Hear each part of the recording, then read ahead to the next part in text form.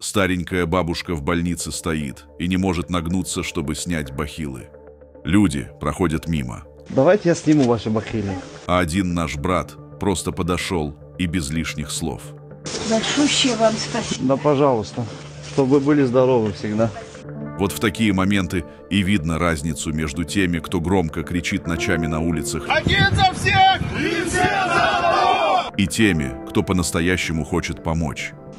Держу вам дверь.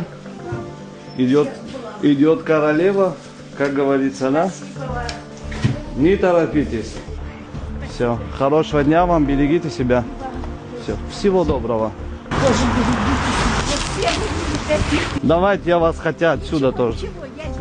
Точно, да? Все. Всех благ вам тогда. Нас воспитали так, чтобы уважали старших. И это у нас ДНК, это у нас в крови, как говорится. Поэтому мы не изменимся никогда.